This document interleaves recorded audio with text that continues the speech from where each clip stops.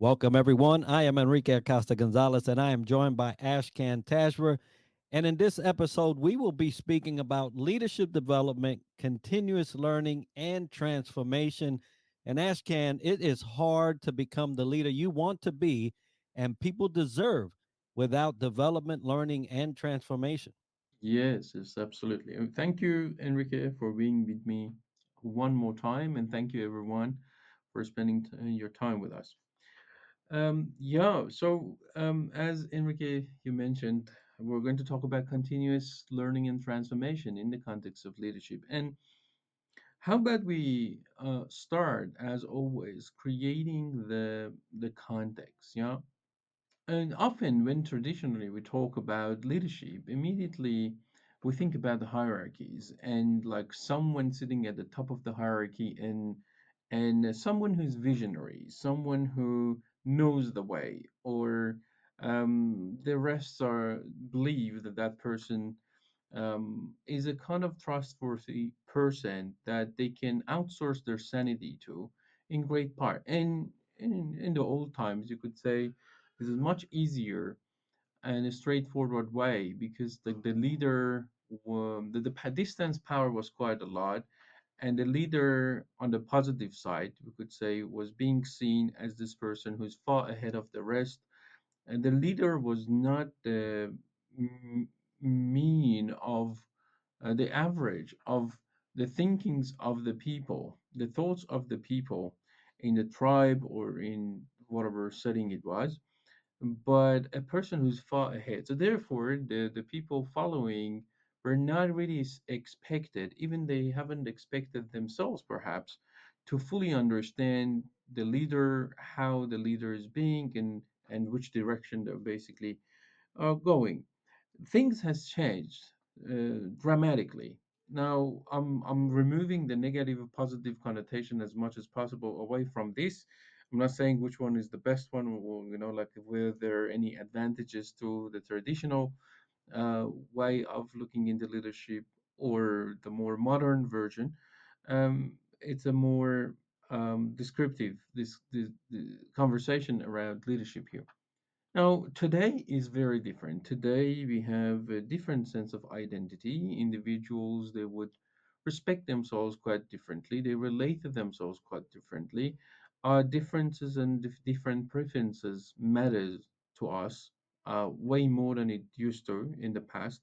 And on the light side, we could say that this diversity, not as an ideology, not as an idea, even diversity as a phenomenological and an ontological fact. It's there, and the acknowledgement of that can potentially lead to us developing a fuller, more congruent, comprehensive, pluralistic conception of various different parts of reality and the way that we do things. So now, if that is not being leveraged properly, then that can cause lots of problems, as we can see. Now, this is exactly where now, in the context of the new era of leadership, this distributed leadership, democratic leadership, a kind of leadership that there's not like just a single person up there and then there's a hierarchy, but or there's the elites that they are supposed to rule within organizations.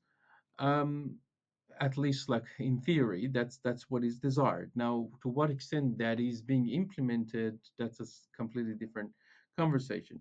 So in that, people within an organization, within a team, or perhaps in a society, they would expect their opinions count, and they want to contribute. And this contribution, as I've mentioned just now, if it's being directed, um, it can actually develop, we can assume that it can develop better, brighter results that many can benefit from. Now, so since we're living in the new era, we're living in this era as we described it, then the opinions of individuals matter so much. Not only their opinions and their thoughts, but actually their feelings. Yeah. So in a democratic setting, whether it's a society or an organization, um, the thing is, we're not completely rational beings, and we have our thoughts and rationality and reasoning, but also we have our emotions and feelings and moods, and whether you like it or not, they're going to get involved in the way that we're going to relate to matters, feel a sense of meaning, purpose, um, feel satisfaction from our contribution through this vehicle of work or job or entrepreneurship or leadership. And basically, um, yeah, we were letting our feelings to influence. So now, in that, Enrique, let me now pass it to you. If my description of the new era and the leadership, the distributed leadership, and my description of the rapidly changing world that we're living in matters, then how would you contextualize transformation? Why transformation matters? Well, to start off, John C. Maxwell says a leader is one who knows the way, goes the way, and shows the way. Right. So that's one aspect of one leader's description of what leadership is. Right. But taking that context, transformation has to occur individually in order for any type of leadership to be effective. Right. Your leadership cannot change because someone else got transformed. It may affect you in some way because now that transformation will impact their environment, but it will Mm, not change your leadership. Leadership has to be transformed from inside out in order for it to be magnified. And I see transformation as a magnification of the great qualities leaders can actually put out. And so yes. once a leader is transformed, there's a different level. It's just like saying having a leader as a baby, a leader as a teen, a leader as an adult, a leader as a senior. There's just different levels of leadership in all those examples. Transformation provides that for you. Now, there's Mm, a lot of demands between the old and the new. And I think that we're living in a cusp, right? That layer between the old way of leading and the new demand on leadership. But transformation has to occur for you to be able to adapt to what is currently going on.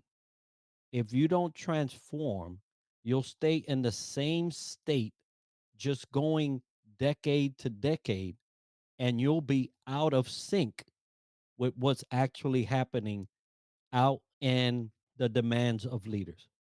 So when we talk about being, the state of being, it may be seen as a kind of a static state, but the reality is far away from that.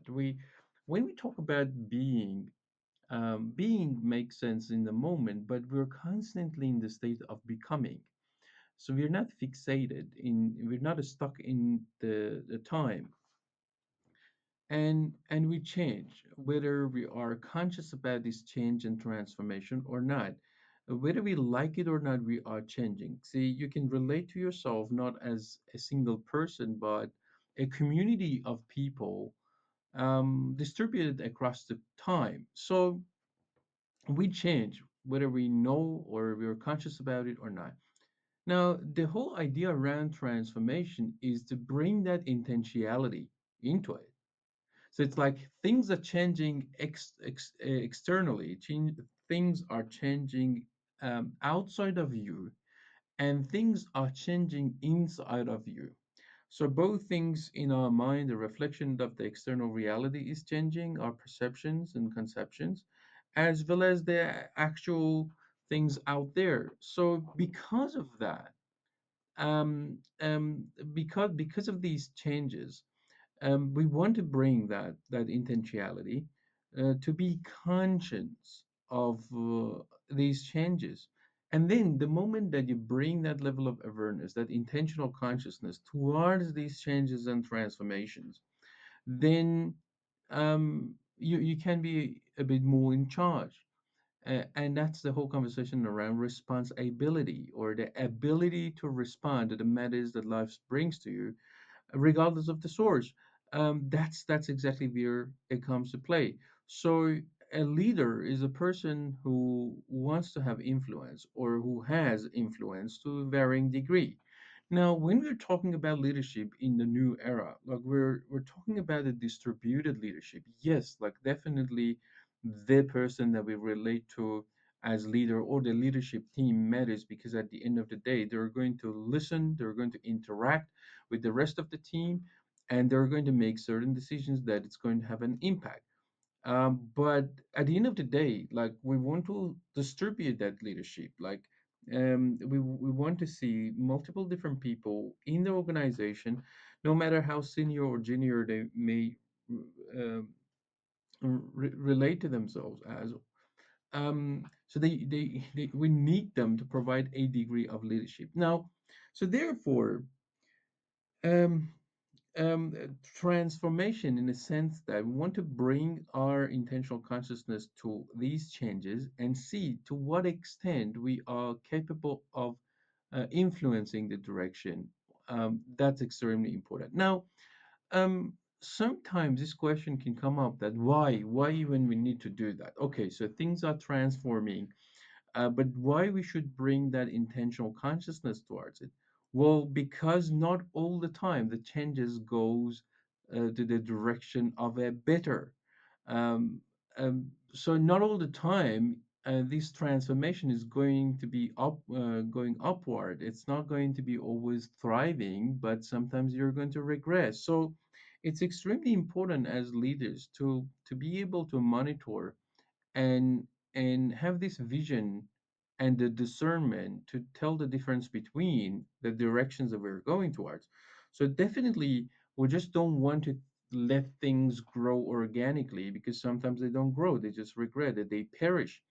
But we want to be able to bring our attention to tell which directions we're going, and these transformations are going towards, these changes are going towards. And then if we need to um, change the course, then we're going to tap into our being and our qualities, our empowerment and responsibility, and so on and so forth, so that we can change the direction towards a more desired outcome. So now, often when we talk to organizations and the leaders of organizations, obviously they want to see transformation and changes happening, for example, in their profitability. Yeah, so they want to increase profitability. They want to create new ways of revenue generation, or strengthening their existing revenue generation streams. They want to see that. They want to see a better retentions of their key employees. They want to maintain their infrastructure, and so on and so forth. Now, the problem is, to my studies and my observations working with many of these organizations, the moment that they deal with certain problems, immediately they want to be this result oriented, solution gathering kind of people. And they want to go, okay, so seems that this is not working. What we need to do now? What else we should do? They immediately look into doing things differently. Yeah. So let's create new processes. Let's change these procedures.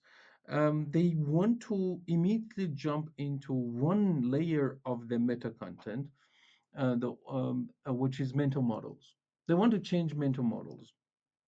And but the thing is, in order for you to actually cause transformation, we need to start with people. We need to start with the way that each and every individual is relating to the work that they are doing. And that's exactly where the being discourse comes up again. I know that we want to have this kind of approach, that we want to go and address the problem right on the surface. But these decisions that are being made, these processes that are being created, or they're being followed or not, um, and often the key is not to changing the systems directly, but actually going back and working with people. Yeah.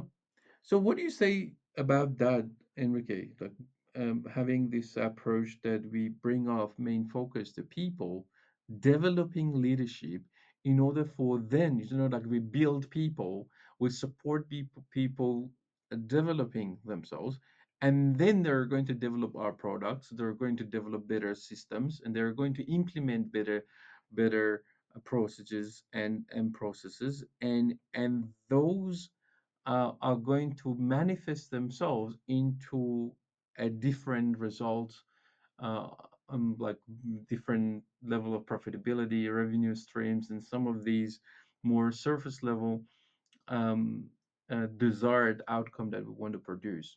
Yeah, leadership is similar to, especially when you're trying to hone it, trying to develop it, trying to make it better.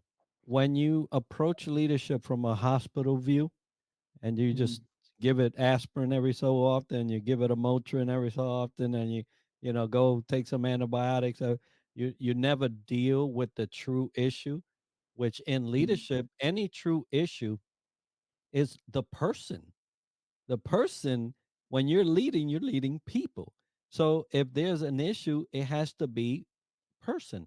And so when you are trying to improve on things, and as a leader, you don't take into account that it may be something you have to deal with a person about, you're missing a lot of the root causes to some of the things that may come up. I could be a stellar employee mm, and have a family member pass away, and I will not be a stellar employee. Uh, mm, it's impossible. There is something now in my psyche, there's something now in my heart, there's something now in my spirit that is causing this anxiety and grief and mm, loss. And so if I treat everything the same, regardless of what's going on, and don't look at the person as the and treat that, mm, how can you treat that? Well, there's not much you can do about a person being, passing away, but there's a lot you can do with the hope and the faith and the encouragement and taking care of stuff and letting somebody know that you got them while they are maybe going through this. It's one of the things that leaders normally just gloss over, and they expect everything to run the same. mm. Even if you got a new program, it's not going to change how I'm feeling. So you have Yes. to, as a leader, concentrate on the people. Once the people are good, then everything else from there on could has a greater potential. I'm not going to say is good, has a Mm. greater potential for being good. Yes. Yes, yes. And the thing is, like many successful organizations, from SMEs to um, corporations, they actually take a good level of that into consideration, hence their success. But the thing is, when you see them from outside, you may not be able to see that immediately. Yeah, so their hiring process, like the type of people that they choose, and then like how they manage to develop leadership and developed, sometimes they refer to it as soft skills, and within their people. And sometimes it's very implicit, like sometimes it's like when you join this organization, the culture that is already established there is so um, it's so um, how can I say, it's something that you understand it, you start understanding it, you become one of them.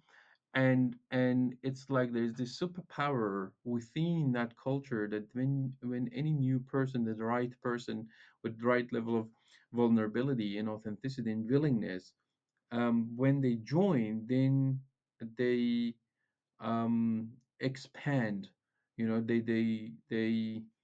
They I don't want to use the word assimilate, but they actually integrate. Yeah, so they integrate into that, and then they expand the synergy level of that team. Now, so therefore, what I'm trying to say is it's not always like the leaders are sitting there and then running classes, or for example, getting experts and coaches and mentors and other people, consultants to actually run training and coaching sessions. It's not always like that. Sometimes the established culture within that team or organization actually is quite encouraging for the newcomers to actually integrate and expand on what's already there. But so now, but at the same time, into our experience in the last most no 9 years, working on the being discourse, being framework, and the being profile, and the academy of coaching that we have created. So we now know this. The something that emerged, at least in our understanding, and it's not only in our understanding, but basically we can see the reflection of that in the reality, is this thing that I can refer to as a leader coach archetype. So there is this thing that, and we have quite good case studies. We can actually put the link down there if people are interested. We have the leaders that are very people oriented. They consciously or unconsciously, they've realized through their years of experience, and then like through our trainings and things around being, they came to this realization that people matter more than what they used to think even before, and they take their people quite seriously. They take their human capital extremely seriously. It's not the people that are resources, but it's the work being done by people is considered an economic resource. So they know the importance of that, and they do their best to incorporate a level of coaching in their leadership. Now, obviously, that style of leadership is not necessarily welcomed by everyone. It's not something that some people may like, and that's absolutely okay. We work with the teams that they want to incorporate that in their leadership. They develop other leaders as they expand, and we can say that that's not for everyone. Like not everyone can fit into that team. Certain people may just want to go sell their skill sets, hard skills, and get paid for the contribution or their time spent. But again, like we're talking about highly effective, high performing teams. We're talking about a core teams that they come up with innovative products where they are creative. They want to pass the ball quite effectively to each other, and they want to actually grow um, in an exceptional manner. So for them, then being matters so much. The level of openness, vulnerability, epistemic humility, authenticity, the ease of communication, and all that, and basically our overall integrity. So going back to that, what I was just saying, um, like a leader coach archetype is this person who is a leader, is a description of a leader who is very people oriented, understands deeply how important people and our qualities are, and knows that the key to the success of the team, no matter what they're trying to achieve, really, like what kind of product is the industry, the key to performance of people is to cultivate leadership, is to actually create that bond, care, compassion, forgiveness, openness, all of these key qualities that we keep talking about from a being framework perspective. Cultivating that, developing that matters so much. And they manage to effectively communicate this and keep reiterating it to their team. Now, whether they sit there and then coach every single individual, that's not a conversation. But the person who has this coach archetype knows the need for a degree of coaching, a degree of learning, training, a degree of all of these things. And this person would be the person who incorporate that level of coaching in their leadership when things are not working with a certain person, instead of just commanding, ordering them to do this and that, or providing harsh criticism to individuals in the team, or on the other side, just being overly nice and naive and overly agreeable, not to offend individuals. They are the people that are resolute, they are assertive, and they're compassionate and forgiving at the same time. they're integrous, but then they incorporate coaching into their interactions with their team members. So often we see that this style of leadership and incorporating a degree of coaching into leadership, it's going to build a completely different relationship between the leaders and the people that are working in the teams at any level of the organization, and it's going to contribute to the overall integrity of the team and organization, and also is going to bring a kind of ease and flow and workability. Even if things go wrong, then people in within that culture, they own it, they clean it up, and then they can move on. So this iterative approach of keep executing, tracking, learning from that, and refining it, and being able to support individuals that are not performing as best as they can through coaching, through bringing their attention to their shadows in a gentle yet assertive manner, of course, with their permission. It's going to not guarantee, but it's going to increase the probability that, remember, we said that are we thriving or regress? So it's going to contribute to the thriving strategy that we can have. Now, often, like the people, the leaders or the leader coach archetype, may then, through that understanding, may would put more emphasis on using the tools, using the content, using the training material, um, and assessment tools and professional coaches that they can actually support their team elevating their performance more often, and we see that a lot, and it's rising, and that's exactly why we exist even as an organization. Yeah, so that's basically yet another thing that I wanted to bring our attention to, the leader coach archetype. So what how does that land for you, Enrique? How do you see that? Is it a necessity or is it something just desirable? No, it's imperative that leaders seek. Now, we was talking right at the beginning. Mm, You have to seek development. If you're a leader not seeking development, you're going to be a ceiling for somebody. And then what's going to happen is your people may outshine you. They may surpass you, and mm, then you're going to feel some kind of way. You have to have an attitude of continuous learning. We don't know everything. So how mm, could you just be stagnant and want to lead others, right? So you have to do this. And personally, you should want to transform. You should mm, want to be better than your yesterday, not only for yourself, but for the sake of those that you are leading at any given time. And in that process of doing those three, you will recognize that there are different times that leadership has to morph in order for you to be a resource for your people. If you can't mentor as a leader, if you can't give advice as a leader, if you can't coach as a leader, then what's going to happen is your people are going to find a brick wall to their solution seeking, and you won't be the source of the knowledge needed for them to surpass it. They will go to somebody else. So if you aim to be a leader for any long given time, you will see and seek to develop in those three areas. You have to. It's just no mm. option.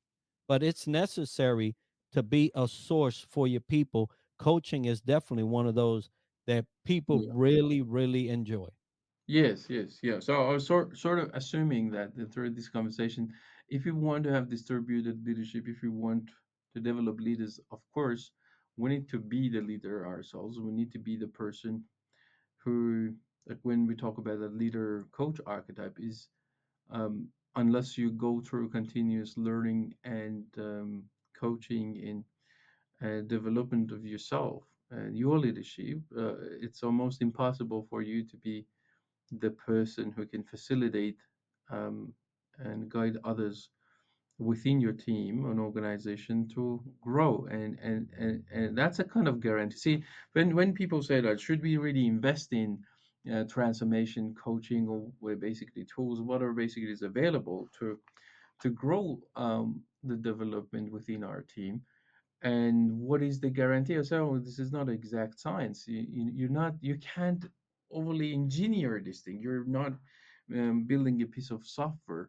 Um, and but there's no guarantee. But we can see that on the other side, if you don't, then there's a guarantee uh, that you're going to go downward. You're going to regress.